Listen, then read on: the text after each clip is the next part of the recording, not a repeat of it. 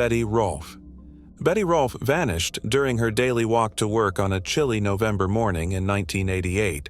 The following day, she was discovered dead next to a railroad underpass, having been savagely beaten. Betty's case remained unresolved for more than 30 years until the shocking revelation of her awful fate through DNA evidence. A well-liked person in Grand Chute, Wisconsin, was Betty Rolf. She was still a dedicated worker at 60, balancing several jobs to provide for her family. She worked diligently at the Country Air Banquet Room, where one of her main responsibilities was to handle washing and other duties. Morning walks became a regular part of her day because her house on West Spencer Street was conveniently placed less than a mile from the banquet venue. Betty was a source of strength and love for everyone around her, even after going through a turbulent marriage and other hardships, which would make her demise all the more devastating. Betty Rolf walked to work early on November 6, 1988, from her home. However, Betty never reached her destination on that Sunday. Her family and co-workers became concerned when she abruptly stopped showing up for work. Later that day, when she did not come home, her family became more concerned and filed a missing persons complaint with the police. Local authorities carried out a comprehensive search the following morning. The neighborhood was tense, waiting for any information regarding Betty's whereabouts. Sadly, their worst fears were realized when her body was found not far from her home, on West Spencer Street, next to a railroad underpass. Eddie was discovered half-clothed on West Spencer Street in Grand Chute, close to a railroad crossing and bridge. It was a depressing scene. She had been assaulted, battered, and strangled with her purse's strap. Before we continue, we want to remind you that only a small percentage of people who watch our videos are actually subscribed. So if you enjoy our content, consider subscribing. It's free. Now, let's move on with the video. Her purse was partially scattered, revealing $30 in cash and a document she intended to submit to the local newspaper regarding her and her spouse's impending anniversary. After gathering evidence from the crime scene and searching the surrounding for witnesses, the police began a thorough investigation. Their immediate inquiry produced few leads, despite their best efforts. The case soon became cold since the forensic analysis could not go as far as it could with the technologies available at the time. The murder of Betty Rolf remained a perplexing mystery for more than 30 years. Investigators decided in 2019 to use familial DNA testing, a state-of-the-art method that was increasingly helping to solve cold cases. This novel method includes matching genetic profiles from public databases with DNA evidence gathered from crime sites. The goal of this strategy was to locate the perpetrator's possible relatives. When researchers discovered a family connection to Gene Meyer, they made a significant discovery. He had moved to Washington State but had lived in Grand Chute at the time of Betty's terrible death. After ruling out Gene Meyer's brother through a DNA test, detectives narrowed down the pool of possible suspects to Meyer and his brother. Meyer was living in Washington when detectives got a direct DNA sample from him in 2022. The DNA taken from Betty Rolf's crime scene and the results of the forensic analysis were conclusively matched. It proved that Meyer was the main suspect in the vicious attack and murder of Betty. The offense resulted in his arrest. Meyer was detained and awaiting trial in Outagamie County, Wisconsin, following his arrest for the horrific 1988 crime, while legal proceedings got underway. Meyer was conclusively linked to the crime site by DNA evidence, which the prosecution used to carefully construct its case. The community and Betty Rolf's family kept a careful eye on the case as it moved through the legal system, hoping that the trial would provide resolution and answers. The horrific circumstances of the crime were reviewed and investigated in the courtroom throughout the trial, which lasted more than a week in May 2024. Arguments between the prosecution and defense focused on the circumstances surrounding Betty's death and the forensic results. The jury ultimately rendered a decision following many hours of deliberation. Furthermore, Gene Meyer was found guilty of the horrifying attack as well as the murder on May 21, 2024. Many had been yearning for a sense of closure, and Meyer's conviction provided it. Meyer was given a life sentence with the possibility of release after 34 years for the first-degree slaying conviction and 20 years for the first-degree assault with a deadly weapon charge on July 11, 2024. The two charges will happen one after the other. Now that they have him and he is going away for a long time, we can rest easy, Betty's daughter Sheila Worm remarked outside the courthouse. The Grand Chute community and Betty's loved ones took comfort in the knowledge that justice had been served for the senseless act of violence that had plagued them for more than 30 years. Moving on to the next case. Julie Ann Gonzalez. In 2010, Julie Ann Gonzalez, then 21 years old, resided in Dripping Springs, Texas. Although she and George de la Cruz were married, they were not living together and were at odds. The two were in the process of divorcing each other. Layla was Julie and George's young daughter, who was roughly 2 years old at the time. As a pharmacy technician, Julia was constantly occupied with her work, her studies, and her daughter. She was regarded as a pleasant and industrious lady. According to Julie's loved ones, she had accepted her role as a mother and was raising her child on her own. George last saw Julie on March 26, 2010. They shared care of their kid, he added, and Julie had came over to drop her off. Dora So, too, Julie's aunt, had anticipated hearing from Julie that day, but Julie did not. Dora attempted to contact her but was unable. When she stopped answering calls and texts, her family started to wonder. George was spoken to by Julie's mother Sandra, sister Samantha, and aunt. George said Julie told him she was taking a trip that would take her away for a few days. They all agreed that Julie would not have abandoned her daughter and would have made her departure known to at least one relative. According to Julie's family, her daughter is her entire universe, and she would never let her go. In addition, Julie was incredibly dependable and kept in close touch with her family. Julie's mother and aunt reported her missing to the Austin, Texas police around 11 p.m. that same night. There was no proof that Julie had left against her will with the police. They declared her to be an adult and gave her permission to go. Julie's new automobile was reported missing by her mom and aunt. On March 27, 2010, Julie sent text messages to her new boyfriend Aaron and her family the next day. Since Julie had gone by her nickname, her sister thought it was her. Julie's mother, boyfriend, and aunt weren't so sure. Julie had just sent Aaron a message to say that they were ending their relationship. Julie's mother was taken aback by her intense devotion for him. In addition, Julie, or whoever was using her phone, posted some remarks to her MySpace page and indicated that she was depressed in a Facebook message. Julie posted on MySpace about how excited she was to start a new life in Colorado after meeting a man named James. Julie's mother and aunt were aware that these were not Julie's messages. It was not Julie's style to write, and she would never have abandoned her kid. Julie was requested to inform Aaron his middle name. The person on the other end claimed not to have time for games and never emailed Julie's relatives again. George was the last person to see Julie alive, so investigators spoke with him even though they were still unsure if she had departed on her own or if there had been foul play. George only revealed to them that Julie had dropped off their daughter before leaving without warning. Julie's family started looking into it on their own. While driving through South Austin, her aunt noticed Julie's new vehicle parked at a Walgreens. After sprinting inside, her aunt searched the entire store for Julie, but she was nowhere to be seen. Julie's aunt called Julie's mother, worried about what she could discover. They looked through Julie's trunk together, but they couldn't find her. They did discover Julie's daughter's asthma medication in a paper bag in the back seat. It wasn't as though Julie had neglected to give George a crucial prescription for their own daughter. Julie's relatives inquired with a Walgreens employee about Julie's presence there.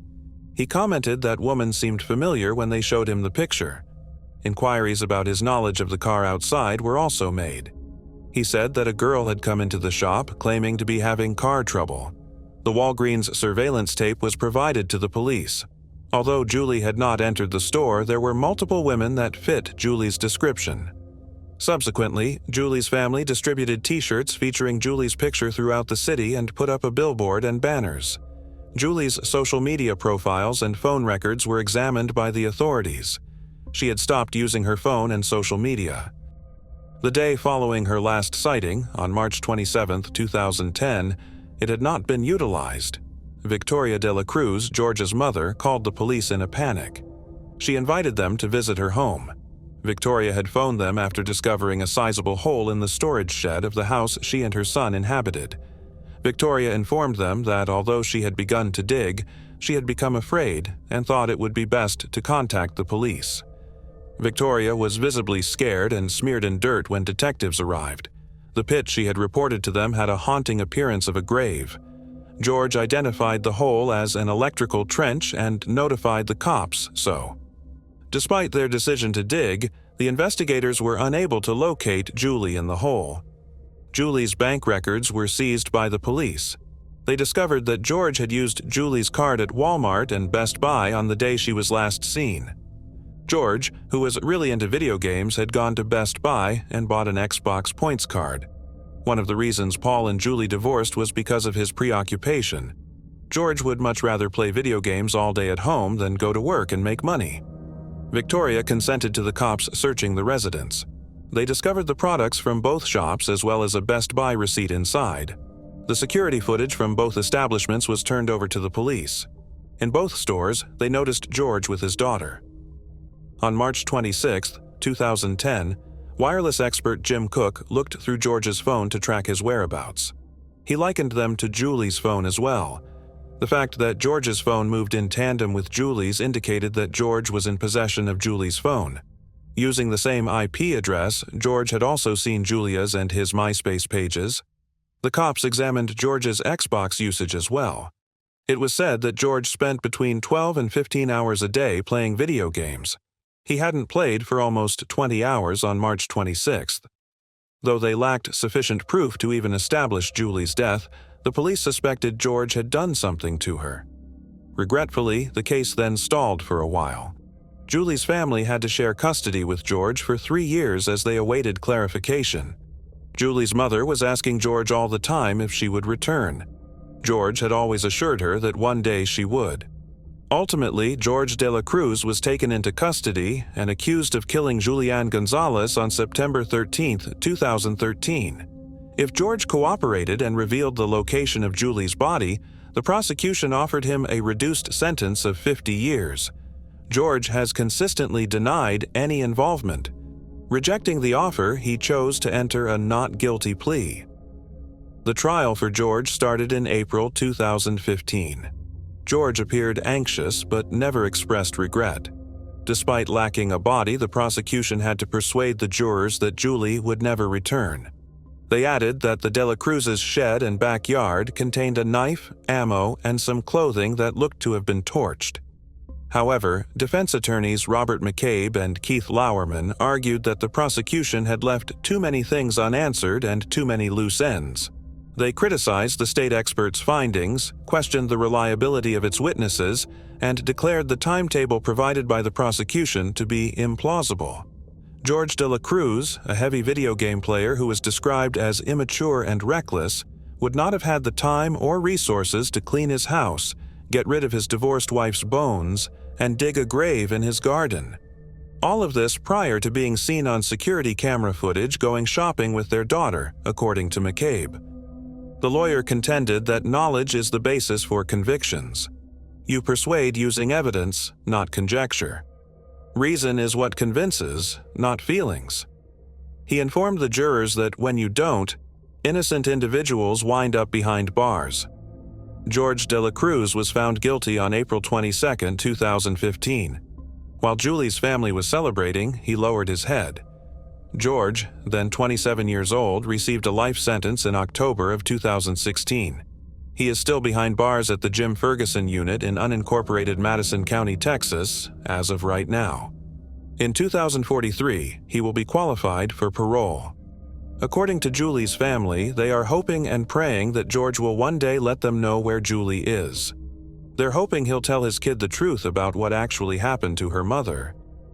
The home of Sandra Soto, Julie's mother, burned down in February of 2023. Their dog woke them up, and they were able to safely escape with her family. They lost everything, though, and the house was completely demolished. To support the family, a benefit was organized at San Marcos's Jack's Roadhouse. Live music and homemade BBQ were highlights of the benefit. The encouragement the family has received from complete strangers as they navigate this most recent setback is heartening. Samantha Petrie, Julie's sister, stated, "We have experienced a lot. When I first heard the news, I did believe that this was simply another obstacle in our path. These days, it truly demonstrates that not only do our family and friends love and support us, but also others who are aware of my sister Julie Ann Gonzalez's tale and remember us and our family." Moving on to the next case. Kathleen O'Dowd Bowman. A terrifying mystery that has been unsolved for almost 25 years has resurfaced in Providence, Rhode Island, and offers long-needed answers. A loving mother and waitress, Kathleen O'Dowd Bowman, passed away tragically in 1999. A horrific act of violence behind Roger Williams Middle School took her life. Her family has been plagued for decades by the unanswered question about her terrible death and the lack of justice. An earlier arrest of an unidentified individual has caused old wounds to reopen. Perhaps at last, Kathleen's family members will receive the justice they have long been longing for. The life of Kathleen O'Dowd Bowman was an example of her tenacity and love for her family. Kathleen, who was one of 8 siblings and a mother of 4, lived a full life, devoted to the people she loved. She was a devoted waitress who lived in Providence, Rhode Island, and was well known for her friendliness and compassion toward both clients and co-workers. Her days were devoted to raising her children, whom she loved more than anything, and juggling the responsibilities of her career. Nobody could have foreseen Kathleen's terrible destiny or the years of suffering that would follow. For Kathleen, the morning of March 11, 1999, started just like any other, but it ended tragically and suddenly. In a remote spot close to the grounds of Roger Williams Middle School in Providence, Rhode Island, her lifeless corpse was found strangled. Police in Providence launched a swift and thorough investigation after finding Kathleen's body. There were difficulties in piecing together the events that led to her death at first. It was difficult for detectives to obtain enough information to identify a suspect, and in spite of initial suspicions, the case was quickly abandoned. Detective Angelo Avant reopened Kathleen's investigation in the last few years.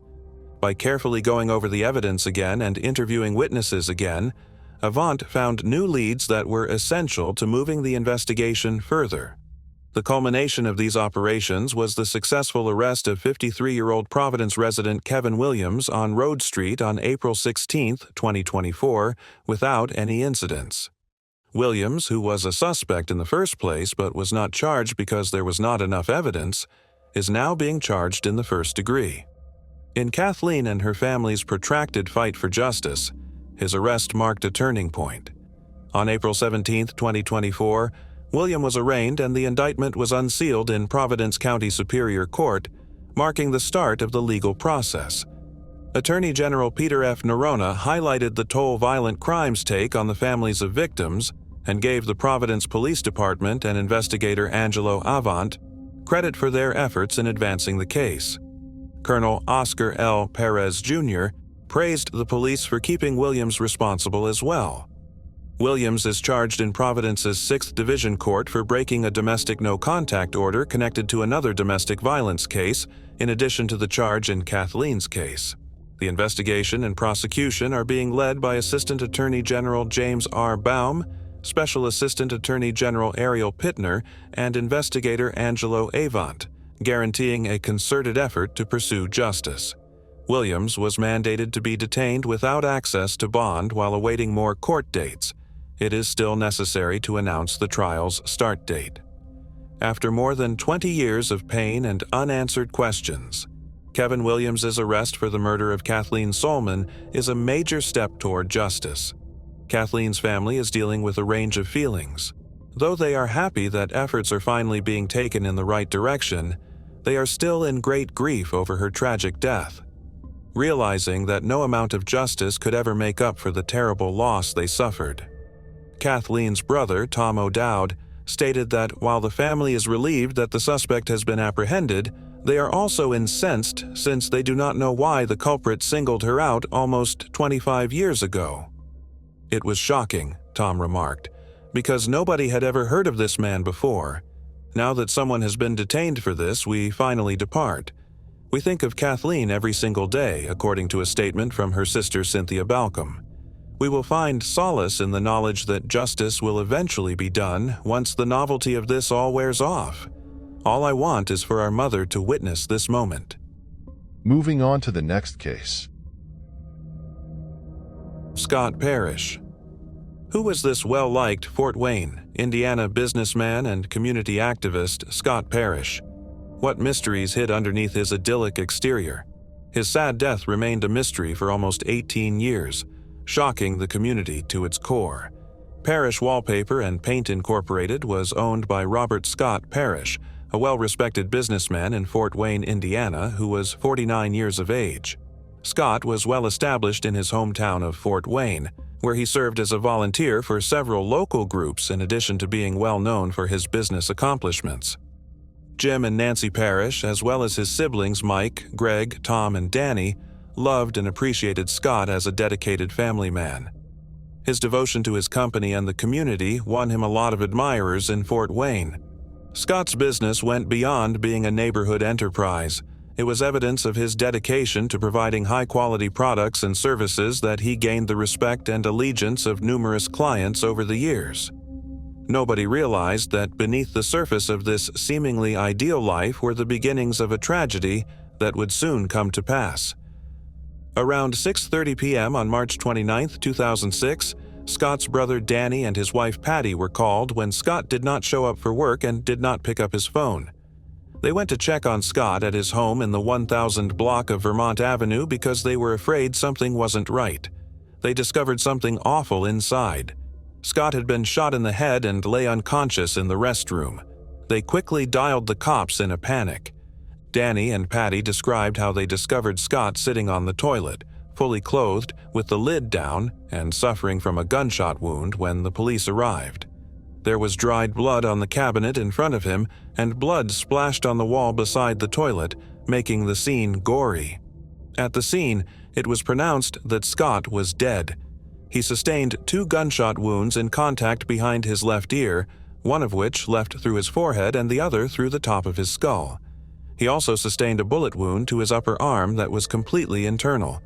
A brass-colored .40 caliber Smith & Wesson round casing was discovered by crime scene investigators on the bathroom floor close to the bathtub.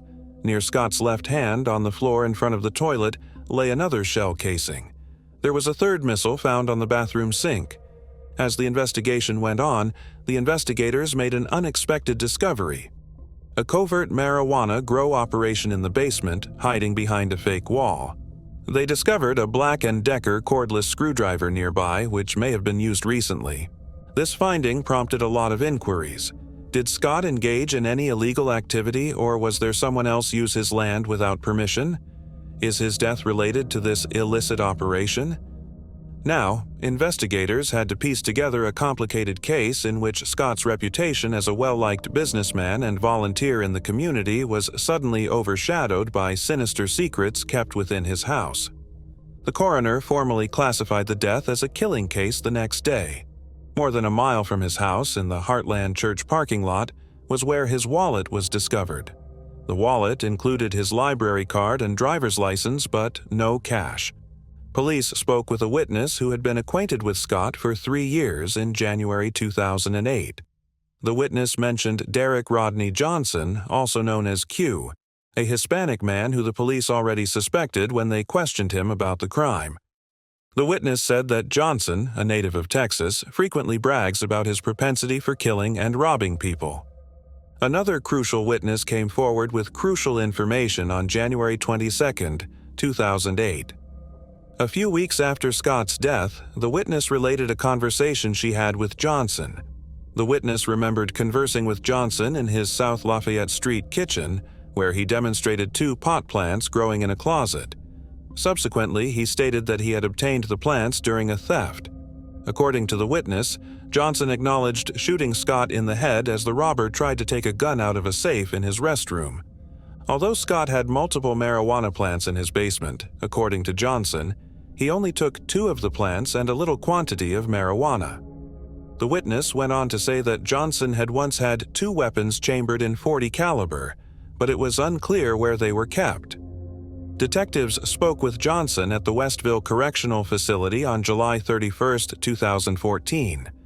After entering a guilty plea to 2 charges of aggravated violence and 1 count of criminal negligence for shooting Leonardo Puentes in Fort Wayne in 2006, he was already serving a sentence of years in state prison. He received a 34-year sentence, with 2029 serving as the earliest potential date of release.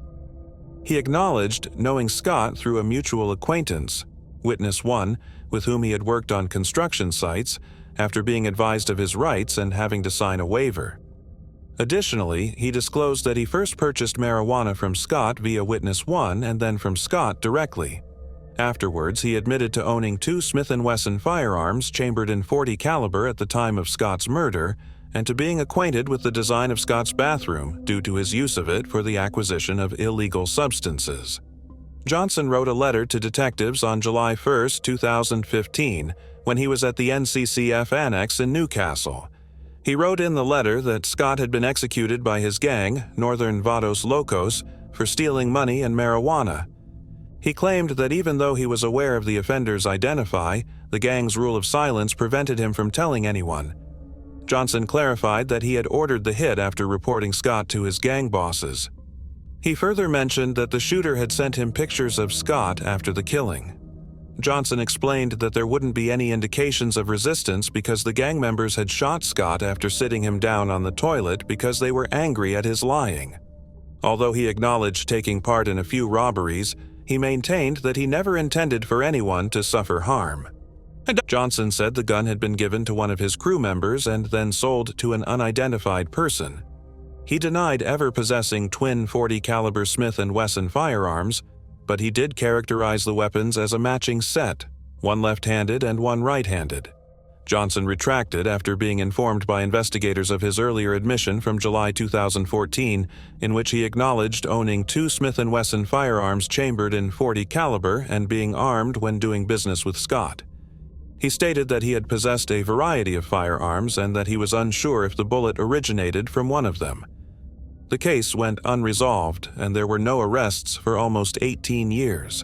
Detectives Darren Strayer and Brian Martin risked interrogating witnesses in 2023. Eventually, fresh information and witness accounts surfaced in 2024, which resulted in Derek Johnson being charged. Johnson's interest in the case seemed to stem from the marijuana grow he discovered in Scott's basement. He admitted to the police that he had taken the marijuana plants and shot Scott in the head. This discovery represents a major advancement for the people of Fort Wayne. After almost 18 years, it provides the victim with justice and gives the Parrish family closure.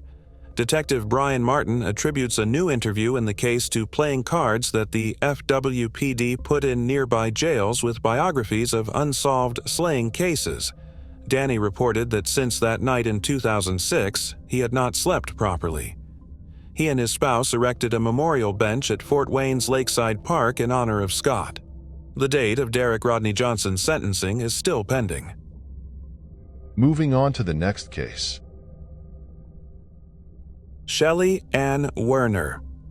Imagine a small town called Mishawaka in the summer of 1980, where the sound of children laughing filled the air and it seemed as though darkness had no effect on life. However, right in the middle of this town, a terrible tragedy occurred that would haunt its residents for the rest of their lives. Shelley Werner, at 15 years old, vanished from sight on June 15, 1980, leaving her family devastated. Her lifeless body with a gunshot wound to the head was discovered next to the Madison Road Railroad tracks 10 agonizing days later. In a quiet village, how could such a horrific act take place? Who may have committed this heinous act? The bustling commercial city of Mishawaka in northern Indiana has a certain charm all its own. Thanks to Penn Township's ideal location along the St. Joseph River in St. Joseph County, everyday life is set against a breathtaking backdrop. With a population of roughly 51,000, the city is delighted to be called the Princess City. In Mishawaka, new residential subdivisions and established neighborhoods coexist. The city was carefully designed to promote a strong sense of community and connectedness. The people there are well known for their generosity, camaraderie, and mutual love of adventure. A horrific incident that irrevocably ruined Mishawaka's tranquility and etched its name in the annals of tragedy occurred even in this close-knit community. On July 4, 1964, Shelley Werner was born. Not much is known about her early life. She shared a home in Mishawaka, Indiana, with her mother, Kathleen Werner. Following the split of her parents, Shelley was raised by her mother. Her mother was an elementary school teacher in the neighborhood. At the tender age of 15, Shelley enrolled at Mishawaka High School, where she played sports and sang in the band. She was single and had no enemies that she was aware of. Young Shelley had a bright future ahead of her and was motivated to achieve her objectives. She was optimistic and lively. At the moment, Shelley was brimming with youthful energy and enthusiasm for life's possibilities. She had no idea that fate had other ideas for her. Mishawaka's quiet routine was upended on June 16, 1980, by an occurrence that would leave the community irrevocably traumatized. Shelley Werner, a 15-year-old Mishawaka high school student, started out on what was meant to be a normal day. She wished her mother Kathleen a merry farewell and drove her 1973 Volkswagen the 2 miles to the local Wilkes supermarket. Time passed and there was an eerie calm surrounding the Werner residence. Shelley hasn't returned to her house in more than an hour. Kathleen quickly began to experience terror and anxiety. Kathleen waited a little longer till she was forced to phone the police due to her desperation. Her voice faltered when she told the authorities about her daughter's disappearance. At first, the Mishawaka Police Department handled the case as a missing persons case since they believed it included a teenage runaway. But as time passed, a horrifying insight became clear. After a torturous 24 hours, Shelley was still nowhere to be found.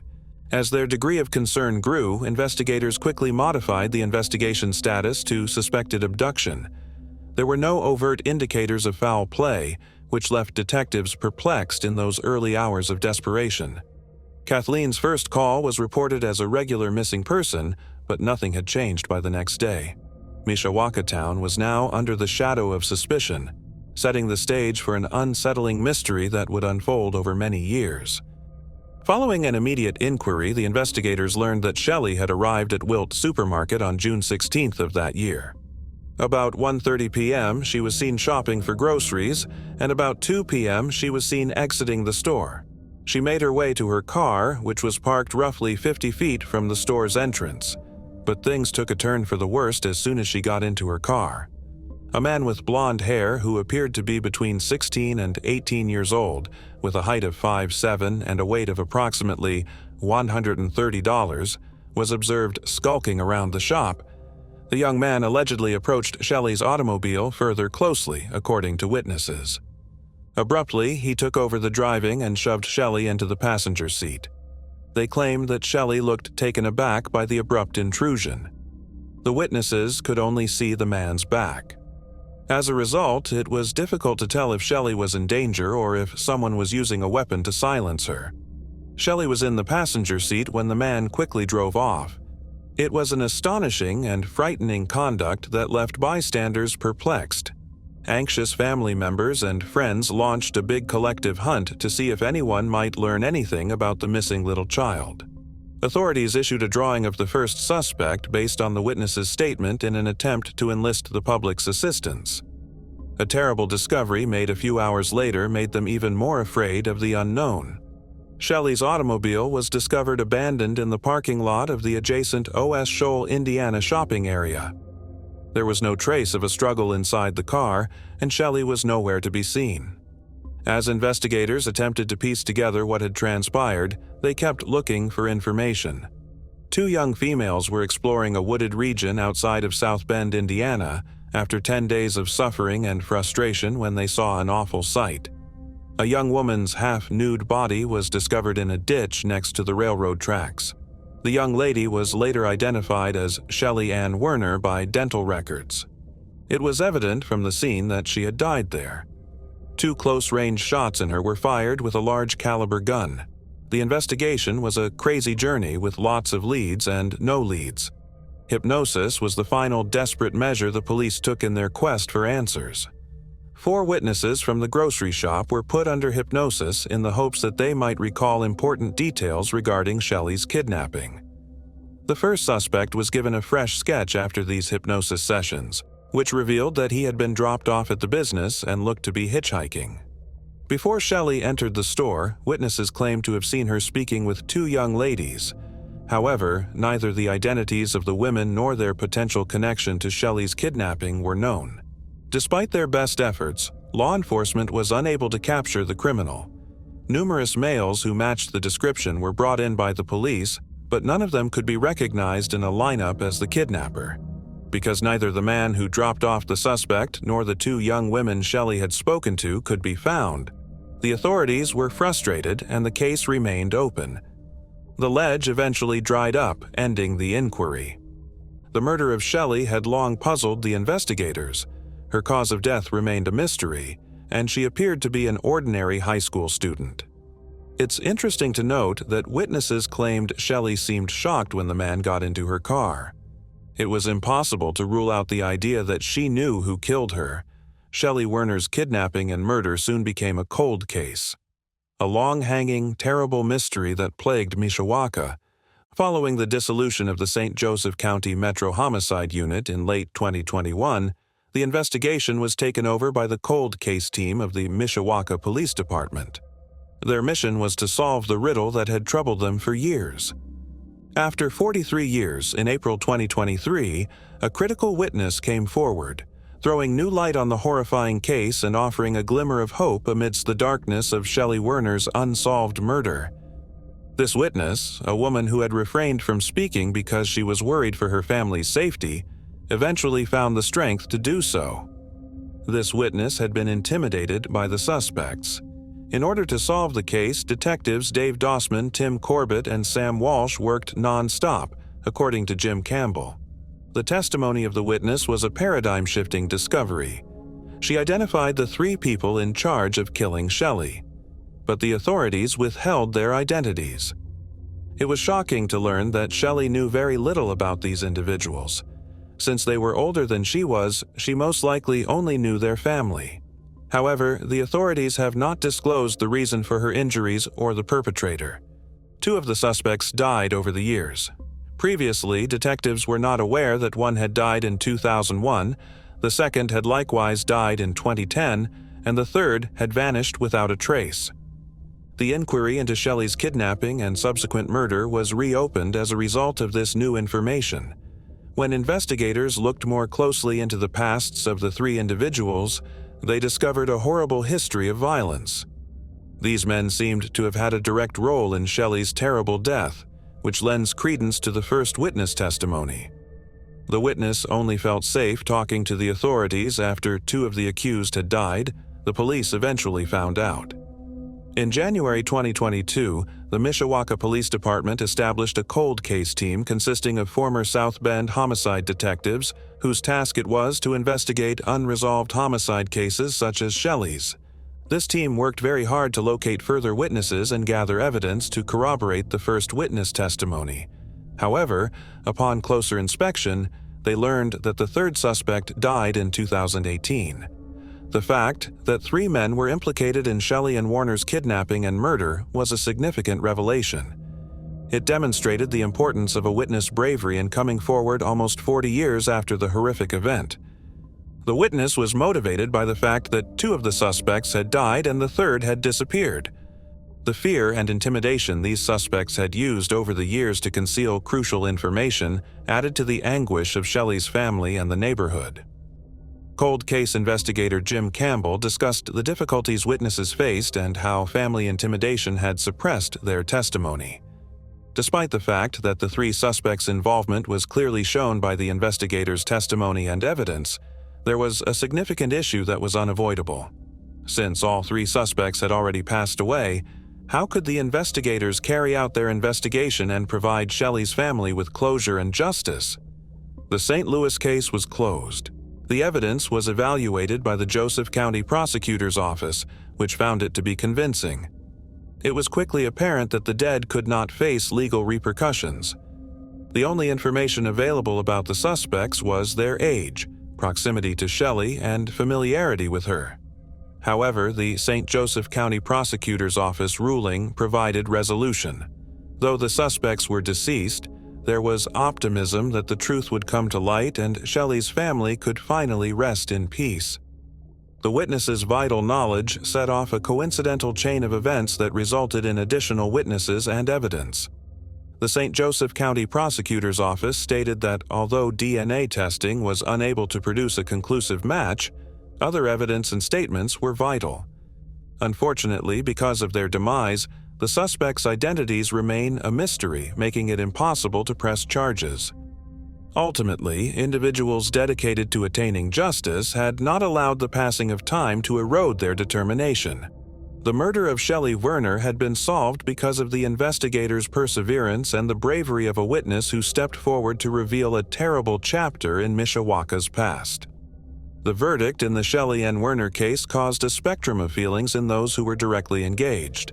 The detectives who had worked with Sid Wisley for years to find the truth took some solace at the case's outcome.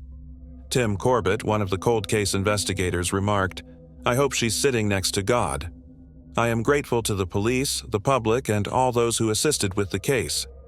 Even still, there remained a persistent sense of sadness until the case's end."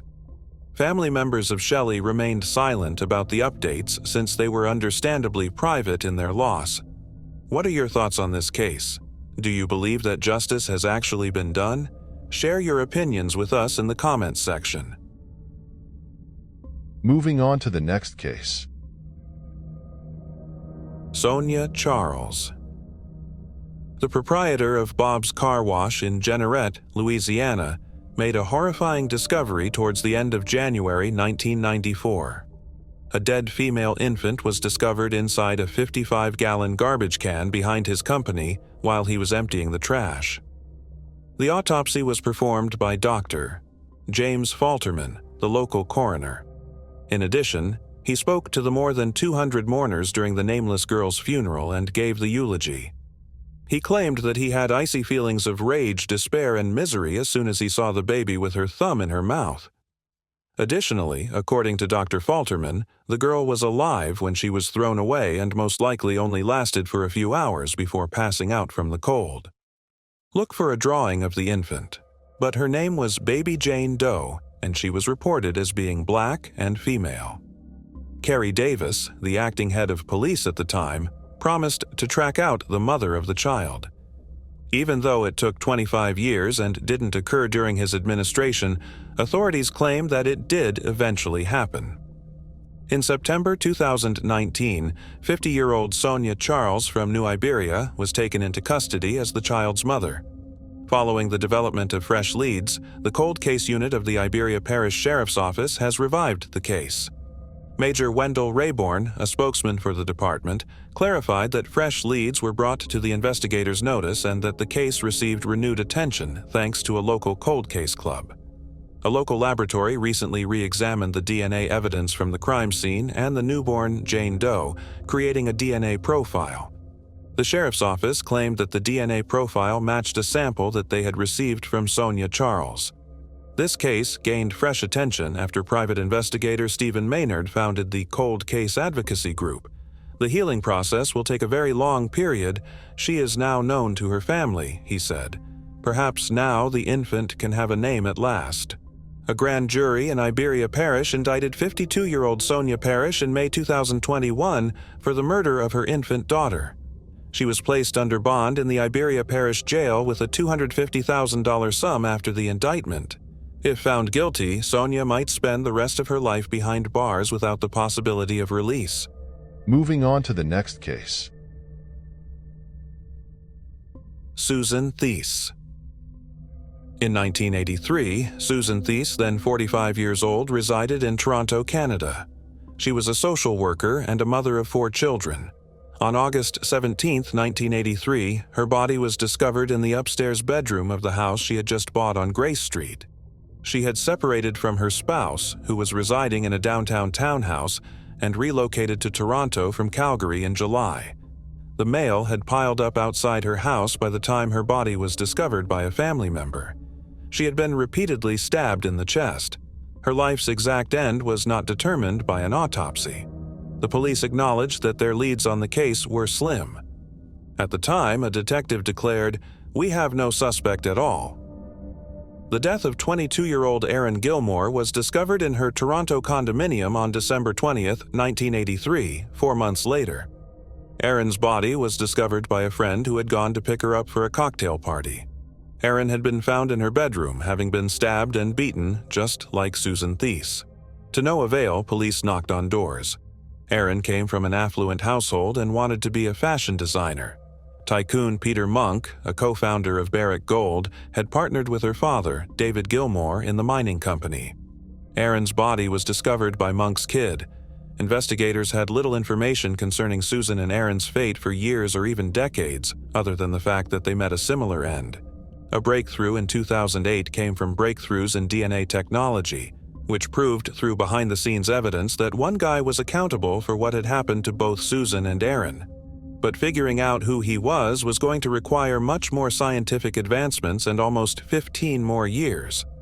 In connection with the cases of Susan and Erin, investigators recently detained 60-year-old Joseph George Sutherland from Moosonee, Ontario, Canada. This was accomplished through the use of sophisticated genetic sequencing, forensic genealogy, and conventional police work, which is now routinely unlocking decades-old cases. The killings that authorities claimed he carried out almost 40 years ago are distant memories from the isolated village of Moosonee. Lead Toronto police investigator Detective Sergeant Stephen Smith surmised that Sutherland had been waiting for the knock on the door. Smith informed the media that the probe needed to move into a second phase right away. A thorough examination of Sutherland's movements over the course of the 39 years in between. Smith stated, "Obviously, we're going to investigate every connection to any potential case throughout Ontario to make sure he isn't accountable for any other offenses." These cases represent the most recent developments in genetic genealogy, a cutting-edge technique that has given previously unsolvable historical cases fresh life. According to Detective Smith, there is no other way that the cases will ever be solved except via scientific advancements. The age of Joseph Sutherland when he killed Erin and Susan was 22 years old. He had never been interviewed or considered a suspect in the case. At the time, he was residing in Toronto, but he eventually went to Moosonee.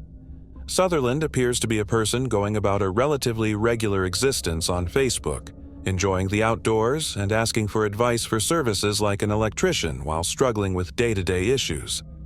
According to retired Toronto officer Mark Mendelson, police can also use traditional methods like picture lineups to determine if Sutherland is connected to any further crimes. Sutherland's fingerprints will be in a centralized system called AAFIS, so if prior instances included eyewitnesses in addition to fingerprint analysis, it's feasible that Sutherland never committed any more violent crimes, he added. However, he claimed there isn't enough statistical information about serial offenders to allow for a meaningful conversation about it. One thing is certain, according to the ex-cop. It's an obvious illustration of how amazing science is. Sutherland has a 2023 court appearance coming up. Sean McCowan, one of Erin Gilmore's siblings, commented on the arrest as follows. "The greatest phone call I've ever had. I have been waiting for this day for practically a lifetime, along with the rest of us," McCowan added. The offender, McCowan said, had been a ghost for almost 40 years. His mother, who died 2 years ago, never fully healed from losing her only daughter. According to McCowan, after 39 years of anonymity, she would have been overjoyed that there had been an arrest and glad that someone would finally face justice. Moving on to the next case. Wendy Jerome. When a mother woke up worried that something was wrong, and it was, a holiday became a nightmare. The horrific night's events would remain a mystery for 36 years. However, back in 1984, a little girl made the decision to work as an investigator and assist in locating the offender. Wendy Jerome, then 14 years old, left her friend's home in Rochester, New York on Thanksgiving evening of 1984. But she never returned. Wendy had prepared Thanksgiving dinner with her father, Wayne. It was a touching moment. Mom of Wendy was a nurse. Working at the Beechwood nursing home was a demanding schedule for her. Wendy's mother went upstairs to snooze after supper, and she was helping her father with the dishes. After the dishes were cleared and Marlene had woken up from her nap, the two had intended to have dessert.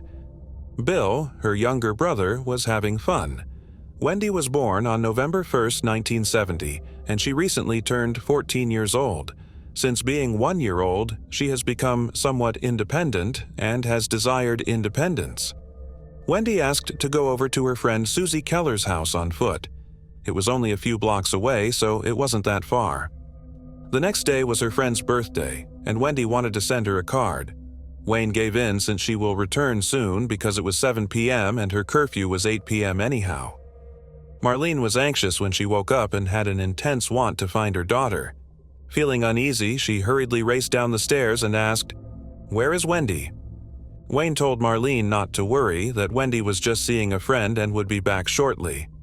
Panic struck at 8:15 p.m. when Wendy was still not home. She was seldom late, so even though it was only 15 minutes over her curfew, it was concerning. Maybe early, but never be late. They started phoning the Kellers, but nobody picked up. Before they arrived at their destination, hours elapsed. "Is Wendy with you?" Marlene asked in her first question. Susie's mother halted in disbelief and continued, "Marlene, please call the police immediately and hang up the phone." A short while later, Wendy was discovered in an alcove next to classroom 33, confirming Marlene's worst suspicions. Her deceased body was discovered by a 22-year-old between schools 33 and 11. He claimed that as he was making his way to a bar, he observed someone lying down and at first assumed they were intoxicated. When he looked closer, he noticed blood. Fearful, he left for a friend's house and then came back to the site to make sure he observed everything before calling the police. When the responding officers arrived, they discovered she was dead, had been sexually raped, and had been abandoned to draw her last excruciating breath. When the police arrived at Marlene's door 5 minutes later, they informed her of Wendy's fate. Wendy's mother said that her path to Susie's house did not pass via the schoolyard where Wendy's body was found. Marlene thinks Wendy might have tried to see another friend in the area as her curfew was about to expire and took a shortcut past the school. Severe blunt force trauma, including a fractured skull from a powerful hit, was discovered during the initial inquiry. Someone had attacked her. After doing a medical examination on Wendy, Dr. Nicholas Forbes concluded that her death was ultimately caused by significant blunt force trauma to the skull. Wendy's autopsy also showed that her wounds and bruises were caused by at least 2 distinct kinds of objects. They might have been hands as well. The marks were clearly visible. Both were sharp force injuries from something cutting through her body and blunt force trauma from any object. It might have been a glass fragment or a knife. This tragedy was too much for the family to handle. Marlene secretly resented her husband for what had happened, which is why she and Wayne got divorced. Wendy's brother Bill Jerome was terrified of everything after his older sister was taken so cruelly. He feared that the attacker was still at large and unchecked. It was the first time in his life that he had a fear of darkness. He rarely went outside to play, and when he did, he was cautious and fearful of everyone in his immediate vicinity. Following his divorce, Wayne relocated to Florida. Marlene had complaints about the actions of the police. After almost 10 years, Marlene persevered in her quest for additional information about that evening.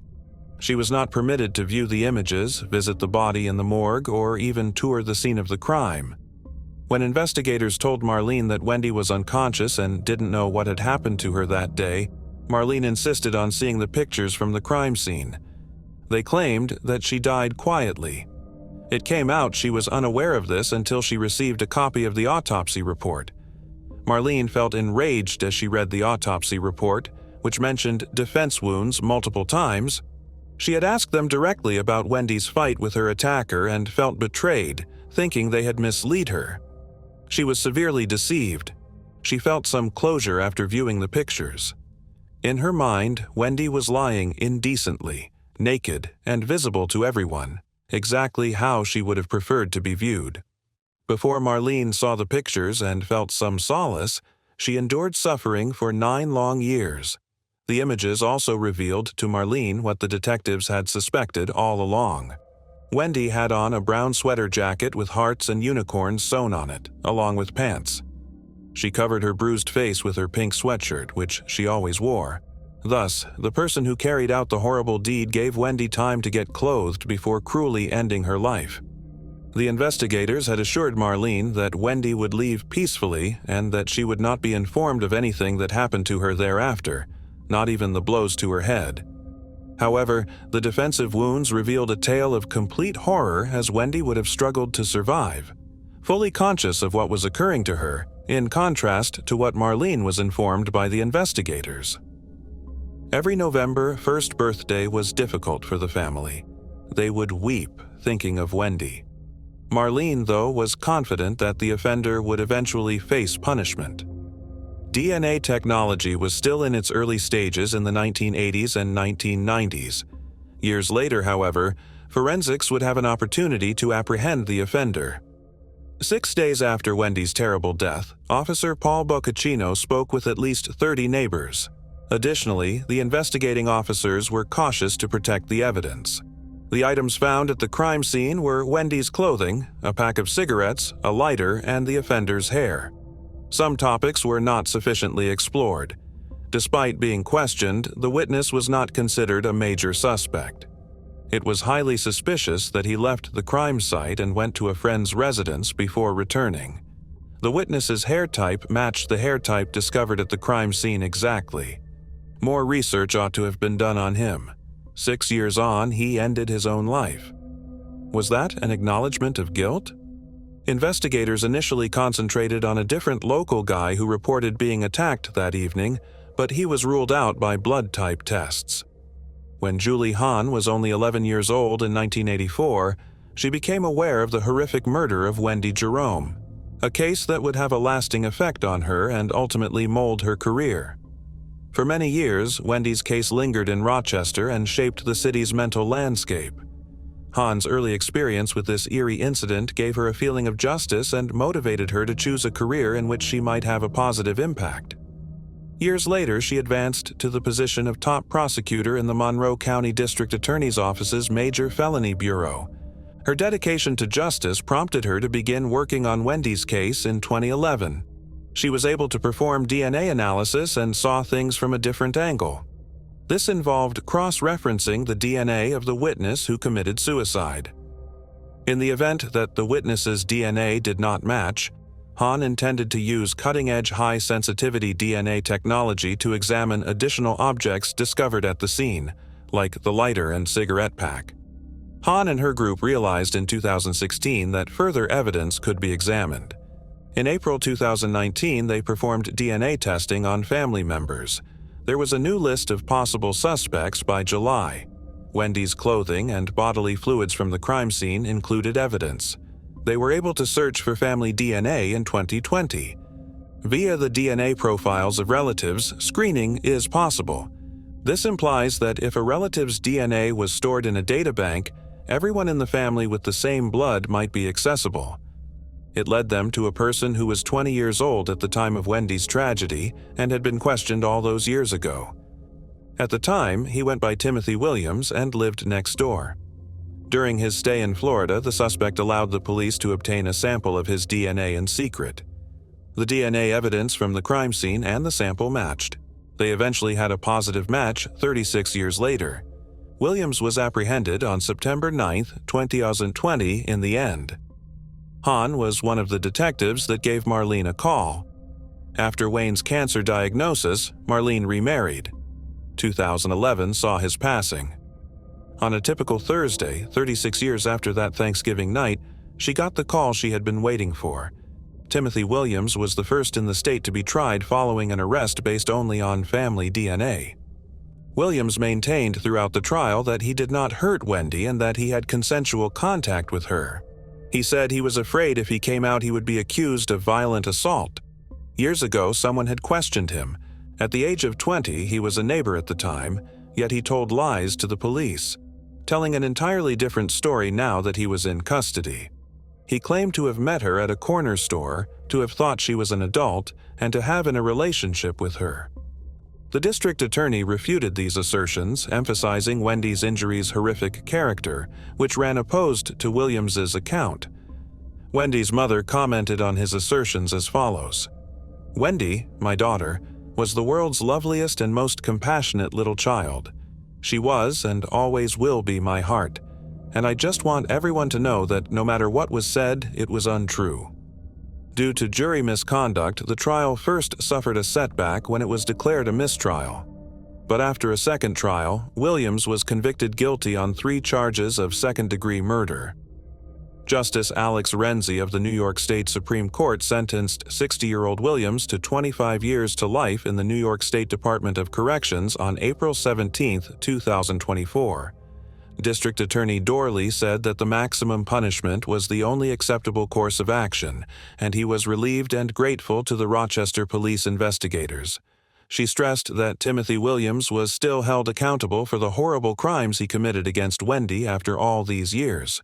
Marlene, Wendy's mother, watched the court proceedings and had a bittersweet sense of closure following the guilty decision.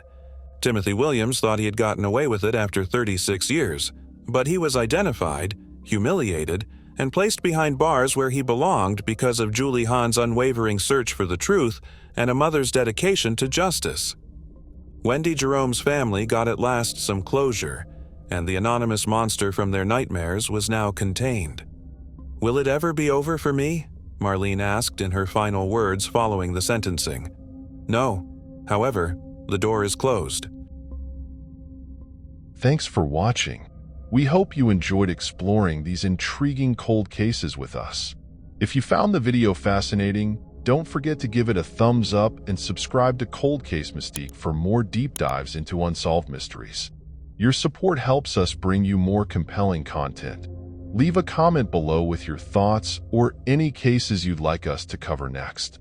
See you in the next video, and remember, the search for truth never stops.